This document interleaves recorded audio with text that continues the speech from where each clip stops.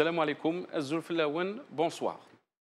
Non seulement les médecins résidents ont décliné les offres du gouvernement, mais ils persistent et signent.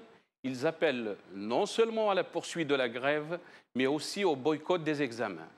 Et tout indique que la tension n'a pas fini de monter, puisque d'autres corps médicaux menacent de rejoindre le mouvement. Et en tout état de cause, l'intransigeance du régime montre son absence. D'imagination, de volonté d'apaisement, comment peut-il encore vouloir imposer cette double peine aux médecins? Celle du service civil, oui. Double peine parce que les autres diplômés d'études supérieures, frais émolus, ne sont pas astreints à ces deux contraintes. Et c'est pourquoi les médecins parlent d'injustice et de discrimination partout dans le monde. Il existe des déserts médicaux. Et partout dans le monde, des solutions rationnelles et justes ont été trouvées. Sauf en Algérie, où le régime ne voit que la contrainte pour régler le problème. Et encore, tout un chacun sait que le service civil ne règle en rien le problème des déserts médicaux. Et que les médecins qui y sont astreints ne trouvent aucun moyen pour exercer leur art dans les établissements où ils sont affectés. Des établissements quasiment dénués de tout moyen, la grève continue donc et risque de paralyser tout le secteur. Qui est déjà moribond? Et bien sûr, ce sont les malades qui vont payer la facture de cette intransigeance et les frais de la mauvaise gouvernance. Aujourd'hui. Al-Watan, insatisfaits par les positions du ministère de la Santé, les résidents poursuivent la grève, par Nadir Idir. Algérie 24, les enseignants et les médecins maintiennent la pression, par Samia Boulahlib. Liberté, remaniement ou pas remaniement, par Mustapha Hamouche. Salam alaikum, bonsoir. Aujourd'hui, donc, le Front social en ébullition, c'est le titre de notre émission. Il sera avec nous Hassan Hirash, ici dans le plateau, docteur en sciences économiques, Slimane Zinati, membre du CNAPEST, Amina Fadjar, médecin résident en pédiatrie au CHU d'Oran. Donc la reprise des mouvements sociaux, la reprise surtout du mouvement des médecins résidents. Amina Fadjar, bonsoir. Bonsoir. Merci d'avoir accepté notre invitation. Amina Fadjar, vous avez appelé à la poursuite de votre grève, au boycott des examens aussi. Pouvez-vous nous donner les détails de ces mots d'ordre? Avant toute chose, je voudrais parler d'un sérieux problème. C'est un cas de notre confrère Dr Belladra, qui est résident en traumato. Ce résident-là a reçu des coups brutaux, féroces, injustes et injustifiés par la police de l'ordre le 3 janvier à l'hôpital Mustapha. Et depuis, il a subi 2 interventions parce qu'il a eu un hématome sous-dural. Actuellement, le résident, il a des séquelles neurologiques et motrices.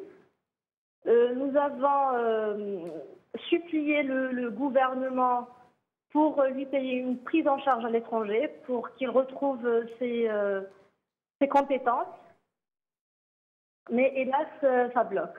Et c'était dû à quoi ces blessures? Oui. Amina, on n'avait pas bien compris au début, c'était dû à quoi ces blessures? C'était dû à des coups de matraque sur la tête. De matraque de qui? De la police de l'ordre. Très bien. Donc il est dans un état comateux? Il est conscient actuellement, mais avec des séquelles neurologiques et motrices. Revenons donc à votre mouvement, Amina. Donc la grève qui a repris. Donc vous n'avez pas accepté ce que la tutelle vous a offert. La grève n'a pas repris, la grève continue. La grève ne s'est pas arrêtée. Donc, Donc elle s'est jamais, mois et demi, la grève ne s'est jamais interrompue. non, voilà. Très bien. Donc, depuis 5 mois et demi de grève, le ministre a trouvé une solution.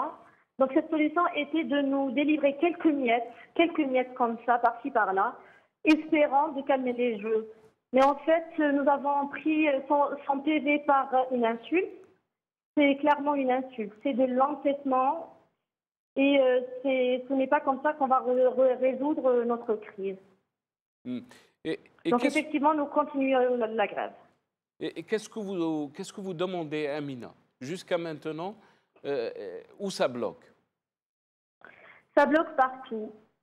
Comment tous les citoyens sont exemptés du service militaire au-delà de l'âge de 30 ans, tous sauf les médecins.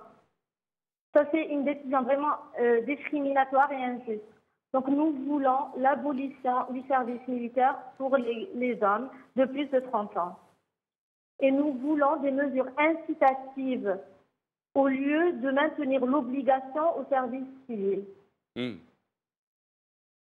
Le service civil, Amina, vous ne le rejetez pas en tant que tel, mais vous dites refuser le caractère obligatoire du service civil. C'est ça. Expliquez-nous comment le service civil pourrait être effectif s'il n'est pas obligatoire. D'accord. Donc, pour que le service civil soit efficace, nous devons abolir son caractère obligatoire. Le médecin ne doit pas se sentir obligé d'accomplir quoi que ce soit en échange de son diplôme. Je cite et je rappelle que le diplôme est pris en otage pendant toute la durée du service civil et il est remis qu'après avoir exercé ces années de service civil. Par contre, si nous incitons le médecin à aller dans les déserts médicaux, comme partout dans le monde, c'est comme ça qu'on va trouver que son travail est fructifiant, on va dire. Parce que là, maintenant, les DSP, c'est en fait l'esclavagisme, c'est la double peine pour le médecin. Quand on se sent obligé de faire une tâche, on est écrasé par les directeurs des hôpitaux, on est écrasé par les directeurs, la direction de santé publique, entre autres. On ne nous délivre pas notre plateau technique, on ne nous délivre pas les médicaments, on ne nous délivre pas ce qu'on doit. Et comment on va exercer? C'est-à-dire nos familles sont complètement explosées. Le mari, il est à droite, la femme, elle est à 1000 kilomètres. On s'en fout des enfants, on s'en fout du regroupement familial. Donc, c'est-à-dire, comment peut-on exercer alors si on n'a même pas un logement de fonction, si on ne nous assure pas le transport, entre autres. Donc, par contre, si on va inciter le médecin à partir, on va tout lui offrir. Et c'est comme ça que tout va marcher. Et ça sera bénéfique pour le malade et pour le médecin. Très bien. Vous avez parlé, Amina, de double peine. Mais vous dénoncez aussi l'injustice par rapport à votre profession, si on la compare à d'autres professions. Effectivement. Donc nous subissons une double peine. Tout le monde est exempté de service civil, tous, sauf le médecin. Et encore une fois, le médecin veut être incité à s'installer dans les déserts médicaux, pas être obligé. Et tout le monde est exempté du service militaire au-delà de 30 ans, tous, sauf le médecin. Ça, c'est vraiment fou. On marche sur la tête. C'est une honte. Cette politique est une honte. Mais encore une fois, c'est une politique du bricolage et de provisoire qui dure. Très bien. Restez avec nous, Amina Fadjar. Hassan Hiraj qui est arrivé nous joindre. Hassan Hiraj, docteur en sciences économiques. Merci d'avoir accepté notre invitation. Bonsoir. Merci Nassar pour cette invitation. Et merci à tous les téléspectateurs. Et merci Amina Fadjar d'être parmi nous par le biais du téléphone. Hassan Hiraj, si on revient un peu au dernier mot qu'a prononcé Amina Fadjar, on est dans la politique du bricolage. On a connu hier donc un petit remaniement, si on peut le dire, un lifting du gouvernement, alors qu'on voit un front social en ébullition. Les médecins qui continuent leur mouvement, qu'est-ce que vous avez à dire? Ben, je pense que Dr Amina Fedjar a résumé la situation, c'est-à-dire que non seulement il y a une ambiance politique globale dans tous les secteurs qui sont malades, que ce soit l'industrie, le commerce, le tourisme, l'agriculture, etc. Mais là, en l'occurrence, le domaine de la santé, on voit bien comment les médecins résidents se battent depuis des mois et ont en face d'eux un pouvoir complètement sourd, sourd aux appels de la sagesse, aux appels du dialogue de ces médecins. Je pense qu'un des gros problèmes, c'est effectivement ce qui vient d'être dit par le docteur Amina Fedjar, c'est qu'il y a une situation de discrimination parmi les cadres de la nation. On prend les ingénieurs, on prend les professeurs dans des autres domaines, les docteurs dans des autres domaines, que ce soit dans les sciences de l'ingénieur, dans les sciences de l'économie, de l'agriculture, le cadre etc. de Sonatrach, par exemple. Dans tous les domaines, il n'y a pas le service civil tel qu'il est imposé aux médecins.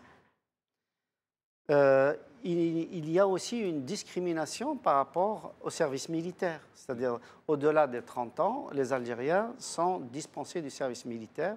C'est une règle qui a été introduite il n'y a pas très longtemps.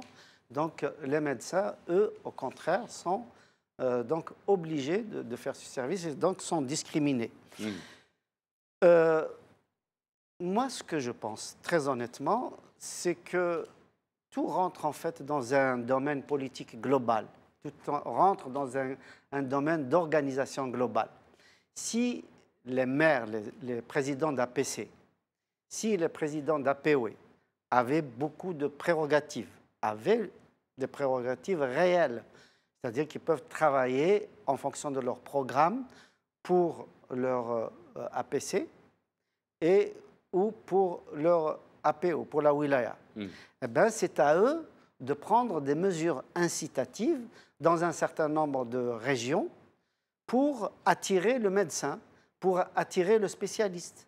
C'est-à-dire que ce n'est pas à l'État d'imposer avec force, avec discrimination au médecin où il doit être affecté, sachant que de toute façon les affectations, c'est en fonction des connaissances, de Marifa, en fonction de son introduction dans le système politique, il y a le système népotique, etc. etc. Vous parlez beaucoup plus d'incitation financière. Pas seulement, les conditions de travail, les incitations aussi au niveau des logements. Des moyens, parce que beaucoup de médecins, quand ils sont affectés, ils ne trouvent pas les moyens d'exercer leur métier. Par exemple, dans le Sud. Tout à fait. Et ça, c'est un gros problème. C'est ce que je suis en train de dire. C'est-à-dire, à partir du moment où l'État ne peut pas faire face aux besoins de ces médecins, je pense qu'il y a des prérogatives qui doivent être données au président de l'APC, qui a des besoins concrets, qui connaît sa population, qui connaît les besoins précis de sa population, des prérogatives aussi au niveau de l'APOE, et qui, eux, en tant que politiques, qui ont des programmes à proposer lors des élections à leur électorat, ceux-là peuvent prendre un certain nombre de mesures au niveau du transport, au niveau du logement, au niveau financier, au niveau des primes, au niveau des conditions de travail, au niveau de la répartition comment dirais-je, de la présence des médecins le jour, la nuit, etc., de la planification du travail.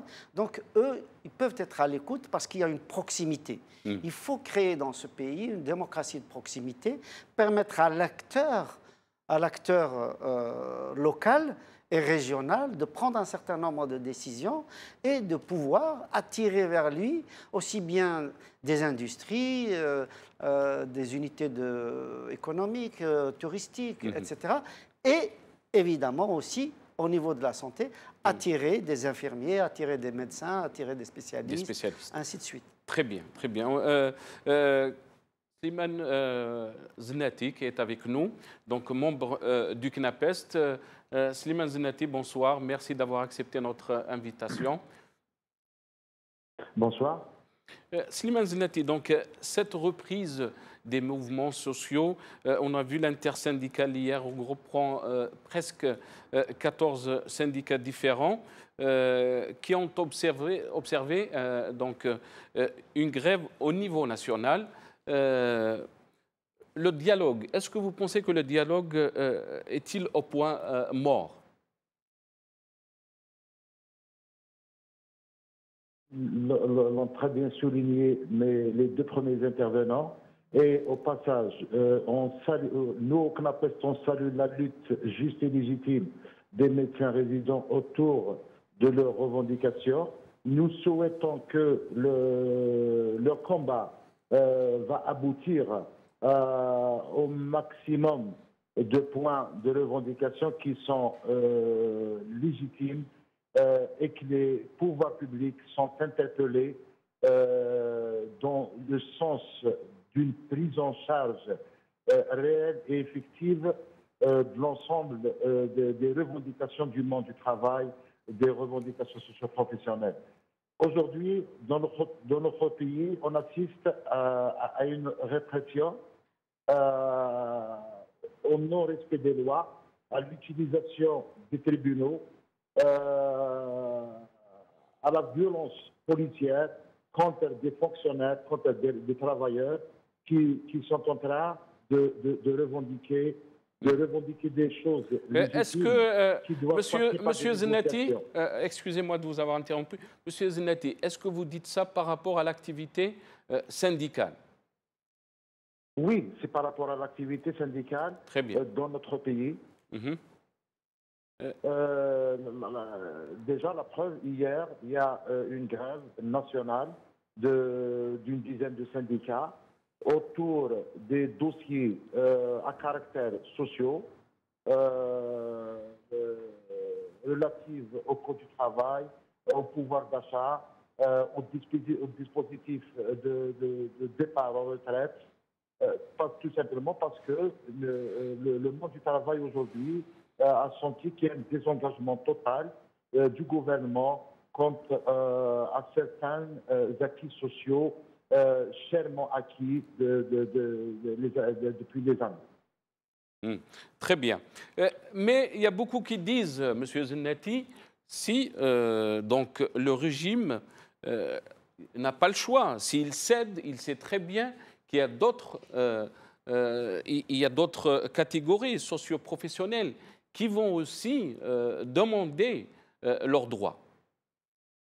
Mais légitime, c'est bien sûr que toutes les corporations, tous les fonctionnaires, tous les travailleurs, là où il y a réellement un travail dans le sens de la revendication sociale dans le secteur ou bien au niveau national par rapport au dossier qui les concerne, automatiquement qu'il y aurait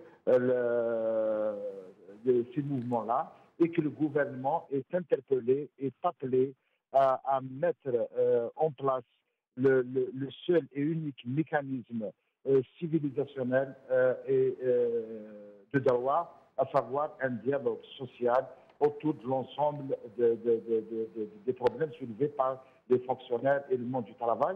Aujourd'hui, on constate une absence totale de ce dialogue. Parfois, il y a des pseudo-dialogues et on se désengage juste après, même si les promesses qui s'expriment de la part des voix officielles au lendemain de l'arrêt des protestations, il y a un désengagement de la part des pouvoirs publics.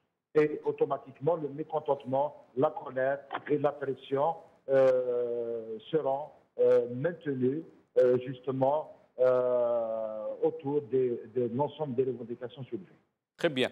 Monsieur Zenati, est-ce que vous pensez que les acquis sociaux sont-ils menacés? On a vu ces derniers temps donc, cette recrudescence des mouvements sociaux dans la société algérienne. Qu'est-ce que vous en pensez? Est-ce que les acquis sociaux sont-ils menacés en Algérie en ce moment? Comment Les acquis sociaux sont-ils menacés? Oui, oui, aujourd'hui, si on prend l'exemple de la loi 97-13 relative au départ à la retraite, le gouvernement l'a changé complètement, sans aucune consultation, sans aucun dialogue, sans aucune concertation, justement, avec les partenaires sociaux, et que le gouvernement a agi en catimini d'une manière unilatérale. Et aujourd'hui, il a imposé sa vision des choses et cet état de fait a mis le monde du travail en colère.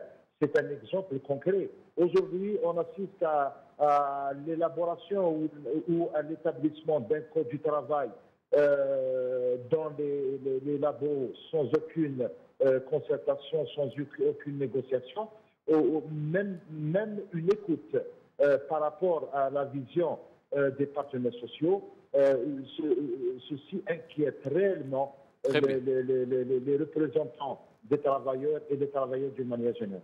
Très bien, restez avec nous, Monsieur Zennati. Amina Fadjar, je vais revenir à vous, mais avant de vous donner la parole, j'ai une petite vidéo. Donc, c'est un échange entre Macron et deux infirmières. On voulait juste faire une petite comparaison. Il y a aussi des problèmes dans d'autres pays, mais la façon de gérer ces problèmes. C'est une petite vidéo, un échange tendu s'est déroulé entre deux infirmières à l'hôpital de Rouen et Emmanuel Macron lors de sa visite des lieux aujourd'hui à cause du financement des hôpitaux publics et le manque de personnel hospitalier. On regarde la vidéo. On a besoin de moyens, voilà. C'est pour ça qu'on a lancé cet état généraux de l'hôpital. Vous avez vu, on travaille bien, on fait des belles choses et on a besoin d'argent. Et je serai là au mois de mai. Des moyens dans les budgets. Et on va aussi changer la logique des budgets parce que la tarification et l'activité. Alors pourquoi il y a encore moins 2% cette année par rapport au taux d'activité qui augmente de 4%? On diminue les budgets. On augmente les budgets, l'augmentation. Non, on les diminue, je suis désolée, ça vient d'être publié les chiffres de Mme Buzyn. Non, les chiffres sont baissés. Et en tout cas, au quotidien, il y a des fermetures de lits dans les services, des fermetures de services faute de personnel. On a besoin de moyens, on a besoin de personnel. Et il y a besoin de réorganisation aussi, de changer de logique. Tout à fait. Et donc c'est pour ça que les états généraux de l'hôpital ont été lancés. On n'est pas contre le modernisme, on est pour se moderniser. Vous avez vu, on a un bel outil. Il y a des gens formidables qui se donnent un mal de chien pour bien travailler. Et donc c'est pour ça que on veut continuer à bien travailler. Des annonces qui sont cohérentes. Et aussi c'est pour ça qu'on a dit qu'on mettrait fin à la tarification et à l'activité. Mais moi ce que je dois à tous nos concitoyens, c'est d'investir, mais d'investir aussi en faisant les bonnes réformes, ce qu'on fait partout. Oui. Donc cet échange, je voulais juste vous dire que c'était des images de BFM TV. Donc c'est un échange entre le président Macron et les infirmières. Amina Fadjar, chez nous, les choses se passent autrement. Est-ce que vous étiez étonné que le ministre de la Santé est resté à son poste après ce petit remaniement ministériel? Honnêtement, je préfère garder, on va dire, mes opinions politiques pour moi.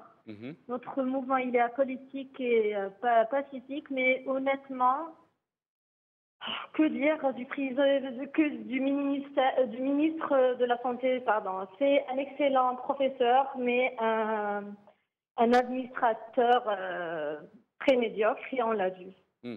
Pourquoi il n'y a pas cette approche directe avec les gens qui sont sur le terrain, et là je parle de vous, les médecins résidents, les infirmiers, pourquoi il n'y a pas cette approche directe? Il a fallu que deux de nos consoeurs soient intoxiqués par le CO et décédés pour qu'on voit le visage du ministre de la Santé et son corps, son physique à l'hôpital. Ça, c'est vraiment, ça m'a choqué en fait, ça m'a choqué. Mais comme vous le savez, la médiocrité gangrène le pays, donc rien ne nous étonne. Mais Amina, quand vous dites que les problèmes sont socio-professionnels, elles sont aussi politiques, parce qu'on ne peut pas les isoler du champ politique.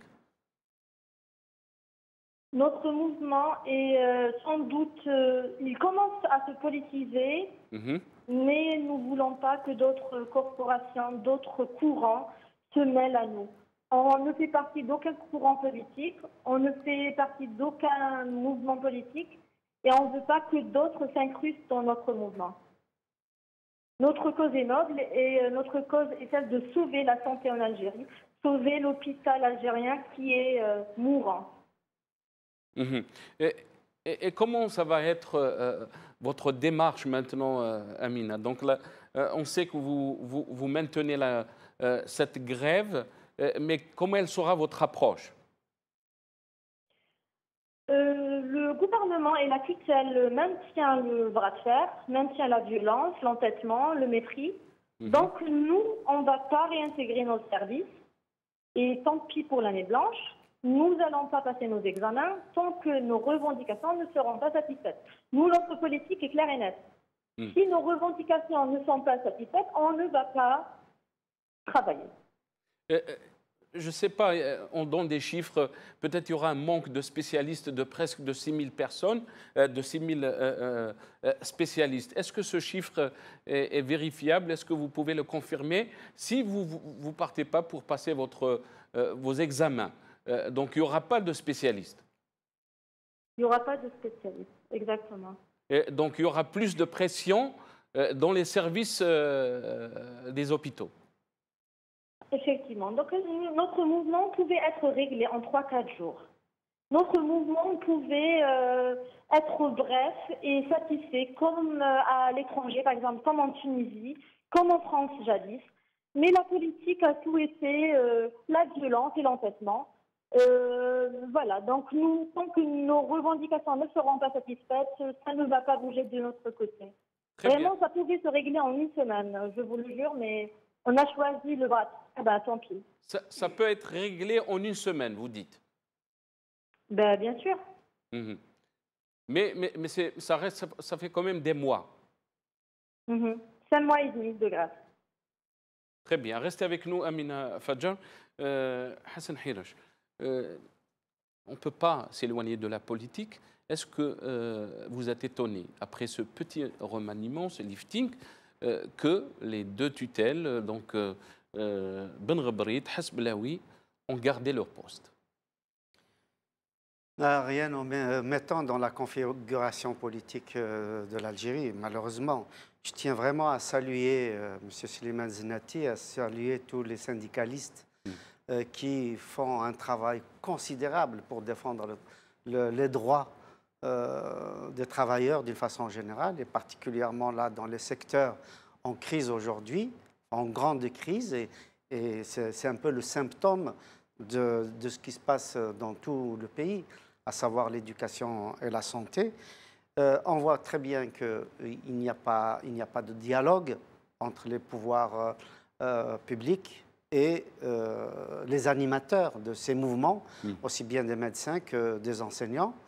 On voit surtout qu'Amina, Hassan Hirash, je vous ai coupé la parole. Excusez-moi, Amina Fadjar, elle dit que tous ces problèmes pourraient se régler en une semaine. Elle a bien raison, parce qu'ils ont affaire, les médecins ont affaire à un pouvoir totalement sourd, parce que les revendications de ces médecins sont simples, elles sont claires et ne demandent pas un investissement budgétaire colossal. Ils demandent une certaine organisation, ils demandent la débureaucratisation de leur secteur. Parce qu'effectivement, ils ont, au niveau des directions des hôpitaux, au niveau des chefs de service, etc., très souvent, ils ont affaire plus à des bureaucrates qui n'obéissent qu'au plus haut, qui ne sont pas dans l'écoute de ce qui se passe, qui ne regardent pas le fonctionnement au niveau des conditions de travail, au niveau des conditions d'obtention de diplômes, au niveau des conditions de passage des examens, au niveau de la reconnaissance de leurs diplômes, au niveau des droits élémentaires, de logement, de matériel nécessaire pour faire leur travail, au niveau des affectations, qui deviennent des affectations effectivement totalement arbitraire. On sait très bien comment s'organise le piston dans tout ce qui est affaires publiques, le népotisme, le favoritisme, etc. Donc les médecins ont affaire, malheureusement, à une pyramide politique où ils ne trouvent pas d'interlocuteur. On vient d'entendre le docteur Amina Fedjar qu'il a fallu un accident extrêmement grave pour qu'il y ait un moment où ils ont pu voir le ministre de tutelle. Ceci est particulièrement grave, alors qu'on sait que sous d'autres on l'a vu dans la vidéo comment le président Macron dialoguer avec ces infirmières ont toutes... Ben oui, on est dans la configuration où le président algérien est malade et tout le système est malade et personne ne veut prendre des décisions. Le système est complètement paralysé. Nous sommes dans une procrastination totalement effrayante. On remet au lendemain ce qui peut se faire aujourd'hui, c'est ce que vient de dire le docteur Amina Fedjar, c'est-à-dire que des solutions qui peuvent être apportées immédiatement, en l'occurrence ce service militaire, qu'il y ait tout simplement égalité de droit au niveau des citoyens, ils ne demandent pas plus, qu'il n'y ait pas de discrimination, que aussi au niveau des affectations dans un certain nombre de régions déshéritées, que ce soit des mesures incitatives et non pas par la trique, les mesures incitatives non seulement de la part de l'État, mais aussi des collectivités locales, parce qu'il est possible que si on donnait un minimum de pouvoir au président d'APC et au président d'APOE de prendre leurs responsabilités, de répondre aux besoins de leur population, comment faire fonctionner des petites structures dans les villages, les villes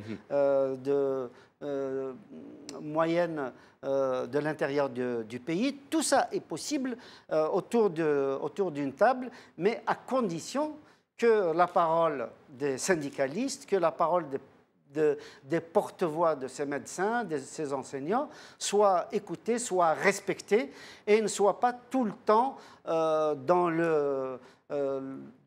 un face-à-à-face avec la police, avec le bâton, mais qu'ils puissent prendre part au dialogue, qu'il y ait un sens des responsabilités. Mais encore une fois, je dis bien que ça fait partie malheureusement de la politique du pays, c'est-à-dire qu'on est en face d'un pouvoir totalement paranoïaque qui se méfie de tout le monde, il se méfie des opposants, il se méfie des syndicalistes, il se méfie des enseignants, il se méfie des médecins, il se méfie des associations, etc. Donc il est totalement imprévisible parce qu'il réagit justement de façon irrationnelle. Il voit la menace partout, alors que là, on est en face de gens responsables, des gens qui ont envie d'améliorer le service public, à savoir l'éducation, l'enseignement supérieur, la santé, le transport, et que sais-je encore. Tous ces secteurs sont paralysés, sont malades parce que les budgets ne vont pas là où il faut, l'organisation est complètement déficitaire, il y a bureaucratie un peu partout, il n'y a pas possibilité d'initiative, il n'y a pas possibilité de créativité, sans qu'on est en face d'un système bloqué et qui, à son tour, bloque complètement la société. Très bien. Slimane Zenati, je reviens à vous. Le CNAPES, donc, qui est toujours en grève, et vous savez très bien qu'on n'est pas très loin des examens. Est-ce que votre mouvement va continuer? Bon, nous avons ces jours-ci fait des assemblées générales à travers les établissements des 3 paliers de l'éducation nationale et des conseils de wilaya aussi, et samedi un conseil national. Donc je ne peux pas, c'est-à-dire, je ne peux pas aujourd'hui, c'est-à-dire dire qu'est-ce qu'il va être prononcé dans les propositions des wilayas. Donc c'est à partir de samedi qu'on va évaluer toute la situation en se basant sur les propositions de l'ensemble des wilayas. Mais il reste que le ministère de l'Éducation nationale a fait dans la violence et le non-respect de la réglementation. Ils ont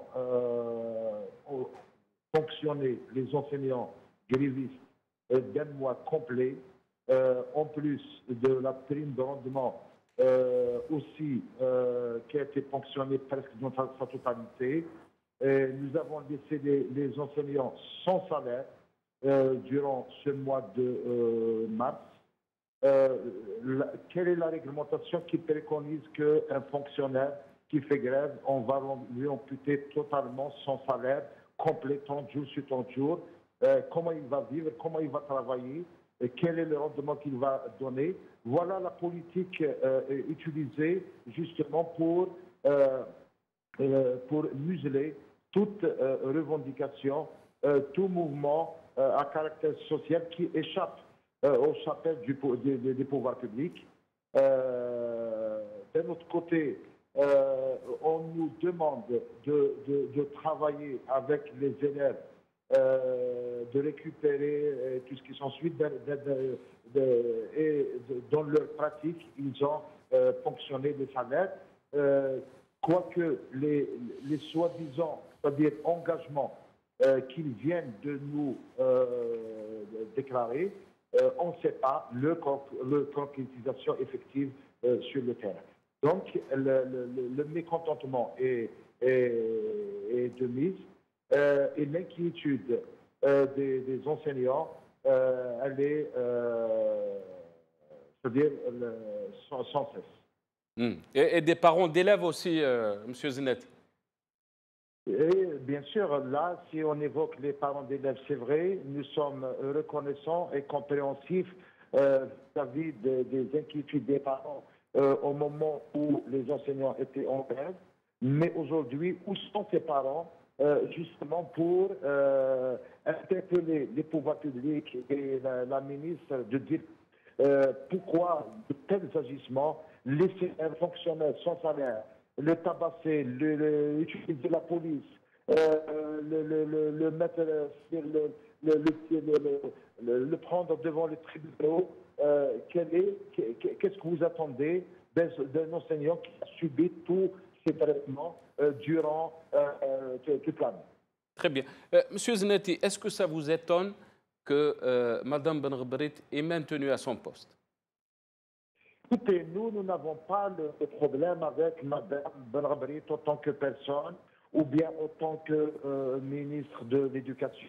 Nous sommes mécontents et contre la politique qu'elle est en train de mettre en place. Elle a fui la négociation. Elle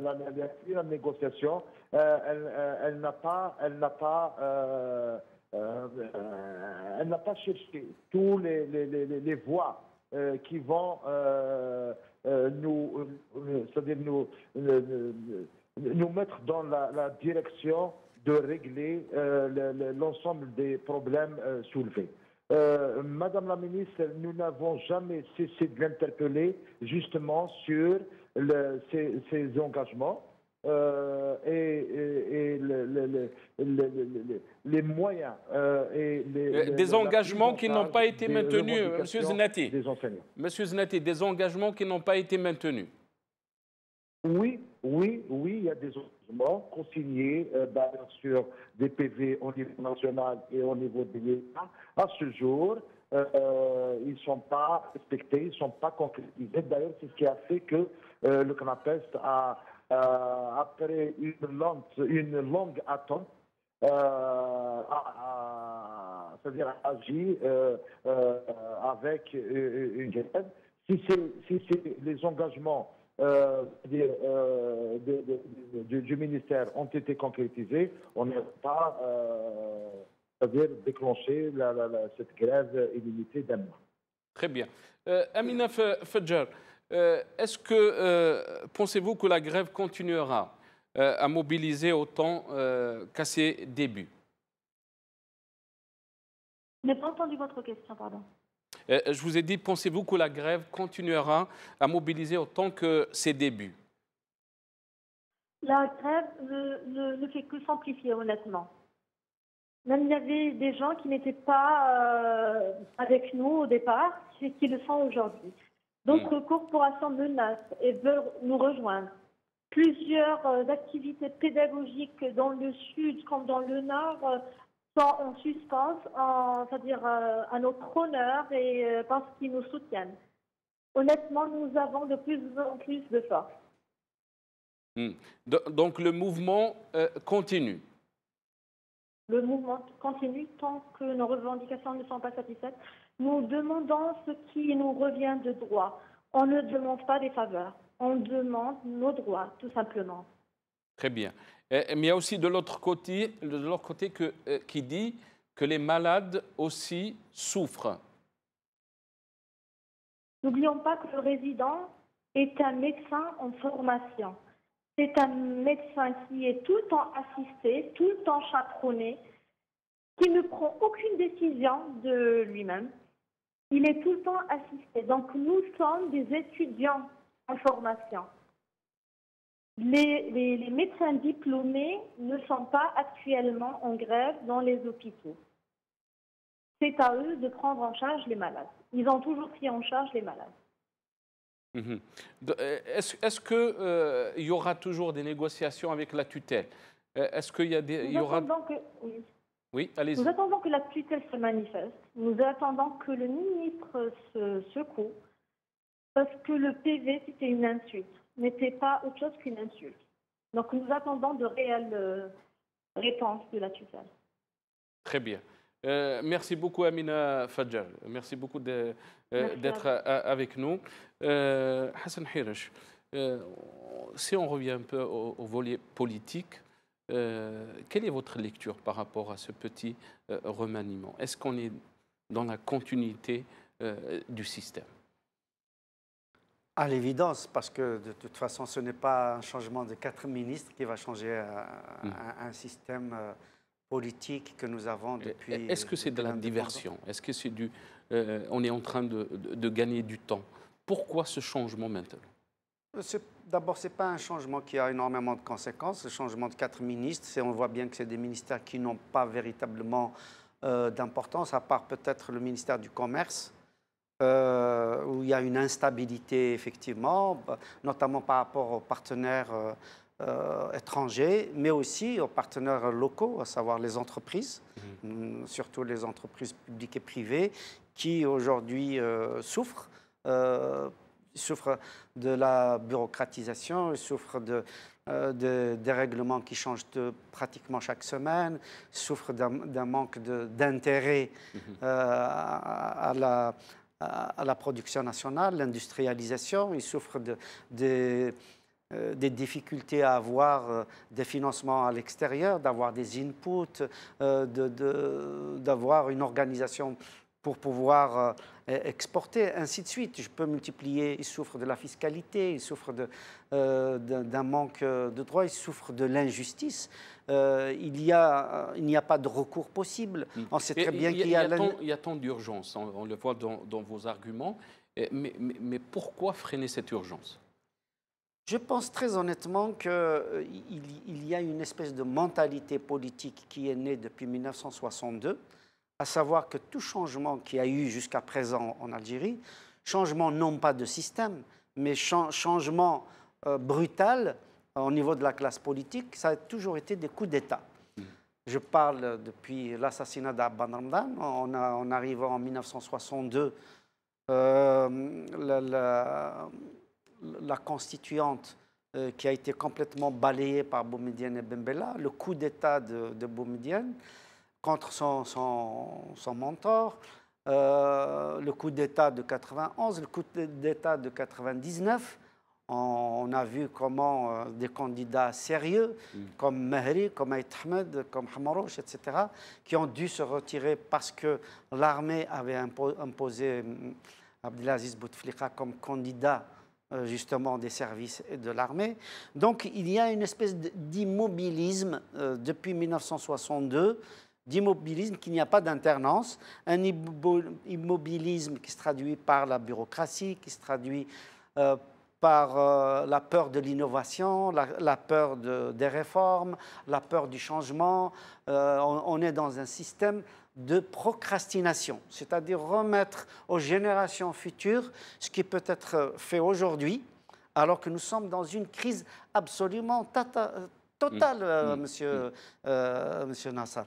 C'est-à-dire nous sommes dans un système aujourd'hui, si on ne bouge pas, si on ne fait pas des réformes économiques et politiques, là, l'année 2018-2019, on peut avoir éventuellement une espèce d'implosion, comme nous l'avons vu en octobre 88, peut-être en plus grave. Et l'Algérie n'est pas à l'abri de ce qui s'est passé en Tunisie, en Égypte, en Syrie, en Irak, parce que c'est le même système. Pourtant, on en parle peut-être du 5e mandat. On a entendu des rumeurs et des déclarations par-ci, par-là. Je vous donnerai le dernier mot, Hassan Hiresh. Slimane Zenati, je reviens à vous. Donc, comment vous voyez ces semaines à venir, ces mois à venir, votre mouvement? Est-ce que vous allez négocier avec la tutelle? Vous l'avez dit, vos revendications n'ont pas été satisfaites. Quelle sera votre approche donc? Écoutez, nous sommes un syndicat des assemblées générales. Donc, le dernier mot revient aux enseignants de débattre toute éventuelle, c'est-à-dire l'action dans les prochains mois ou les prochaines semaines.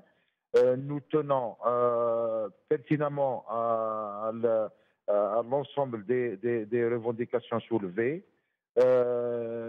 Nous avons démontré par le gel de notre grève la dernière fois à l'opinion publique nationale, oui, nous sommes un syndicat d'abord apolitique, deuxièmement qui a le sens de la responsabilité, mais cela doit être suivi d'une prise en charge réelle et effective et de l'application et du respect des procès-verbaux des réunions et des revendications soulevées. La responsabilité incombe au ministère si demain le CNAPES et les enseignants maintiennent ou entrent dans une autre action nationale. Ceci, bien sûr, va avoir des incidences très négatives sur la bonne scolarité et les bons apprentissages de nos élèves. Mais cet état de fait incombe totalement au ministère de l'Éducation nationale et au pouvoir public. Et nous assistons aujourd'hui sur la scène sociale en Algérie. L'ensemble des syndicats sont unanimes à dire qu'il n'y a ni dialogue social, ni concertation, ni négociation. Les dossiers qui ont été soulevés depuis des années souffrent à ce jour. Il n'y a pas d'issue, il n'y a pas de bonne volonté de la part des pouvoirs publics à la prise en charge. Donc le climat social est délétère et le mécontentement et la colère des fonctionnaires et des travailleurs sont là. Merci. Et les politiques policières et anti-réglementaires et d'utilisation des tribunaux, nous souhaitons qu'elles vont cesser. Il n'y a qu'un dialogue social, une concertation et une négociation qui pourra faire avancer les revendications sociales. Merci, Monsieur Slimane Zenati. Merci. Hassan Hiresh, le dernier mot est pour vous. Donc, on parle d'un pourrissement, une situation très difficile par rapport aux mouvements sociaux. Vous avez parlé d'une crise multidimensionnelle. La situation n'est pas facile, beaucoup le disent, beaucoup le parlent qu'on est dans une situation grave. C'est quoi le danger pour la lutte? Le danger, c'est que ça explose et que la situation devienne complètement incontrôlée. Écoutez, là, on vient d'entendre deux porte-paroles, un pour les enseignants, une pour les médecins. On voit le sens des responsabilités de ces personnes, le sens de responsabilité de ces organisations. On a vu qu'en termes de réponse des pouvoirs publics, il y a eu quoi? Il y a eu la violence. La violence, ça a toujours été la réponse des pouvoirs publics face aux revendications. La violence face aux militants à Mazir, la violence face aux partis politiques, la violence face aux associations, la violence face aux fonctionnaires, face aux enseignants, face aux médecins, etc. On ne peut pas continuer comme ça. L'Algérie ne peut pas poursuivre une politique qui écrase totalement tout ce qui ne vient pas d'en haut, tout ce qui ne vient pas de l'UGTA ou du FLN. Là, on a la chance d'avoir des personnes totalement responsables et qui cherchent le dialogue pour améliorer le service public, pour améliorer l'éducation nationale, l'enseignement supérieur, la recherche, le transport, l'agriculture, etc., l'administration. Et en réponse, on sort la matraque. Donc, il y a quand même un problème. L'Algérie mérite mieux que cela. Je pense, honnêtement, que le président Bouteflika, s'il pouvait m'entendre, mais je sais qu'il ne m'entendra jamais, serait mieux inspiré de partir dans l'honneur, en laissant un système démocratique, en appelant l'ensemble des institutions à organiser une sortie de crise par des réformes, par l'alternance, en organisant réellement des élections propres, équitables, en renforçant l'opposition, parce qu'un pays qui n'a pas d'opposition, il ne peut pas fonctionner. Un pays où il n'y a pas d'alternance, il ne peut pas fonctionner. Donc aujourd'hui, il est plus que temps de revoir l'ensemble du système. La bureaucratie, de revoir l'économie. En termes d'économie, par exemple, je suis assez sensible là-dessus, puisque moi-même je suis docteur en sciences économiques, de voir le délabrement des entreprises publiques, c'est absolument... comment dire, maladif, ça fait mal au cœur. Très bien, peut-être on fera des émissions, quelques émissions par rapport à ça. Et là, juste un dernier mot pour expliquer l'explosion possible, parce qu'on s'achemine de toute façon vers une réalité des prix, parce que le pouvoir actuel n'a pas les moyens de subventionner comme il le faisait, donc une suppression d'un certain nombre de subventions, et donc une diminution du pouvoir d'achat de l'ensemble de la population, et il va y avoir une explosion. Merci, M. Hassan Hirache, docteur en sciences économiques. Merci à Slimane Zennati, membre du CNAPES. Merci à Dr Amina Fadjar, médecin résident en pédiatrie au CHU d'Oran. Merci à vous, chers téléspectateurs. Ya'takoum saha, bqaw ala khair. Merci.